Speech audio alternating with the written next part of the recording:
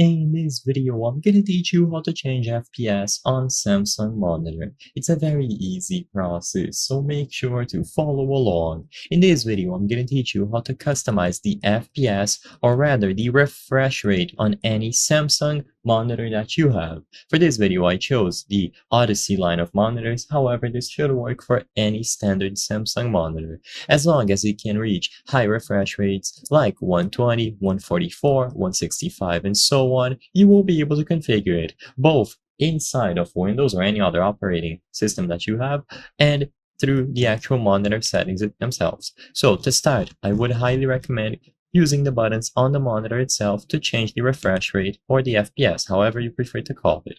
By using the buttons on the actual monitor, you will be able to choose the game category at the left, and the first option should be refresh rate. So this is going to refer to how quickly the monitor updates. The higher this is, the highest FPS, or rather refresh rate, you will notice this is going to make using the monitor, day-to-day browsing and gaming much better.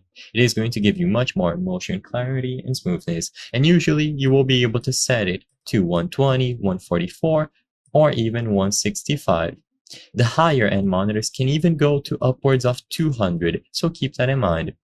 The highest you can choose is going to be the recommended option, so always choose the highest possible available option.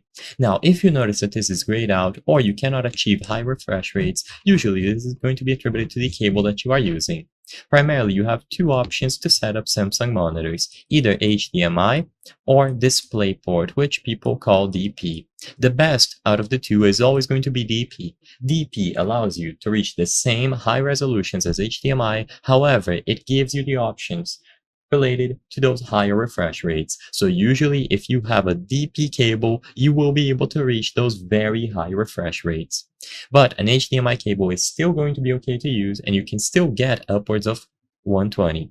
Another important thing is that you should always connect the cables from the monitor into your GPU. So if you have a dedicated graphics card, you will notice that it has a metal backplate, and your cables should always go into the GPU and not the motherboard. So never plug your cables from the monitor into your motherboard, unless of course you don't have a dedicated GPU. In that case, you can go ahead, but for most people, you will always connect the GPU directly to the monitor.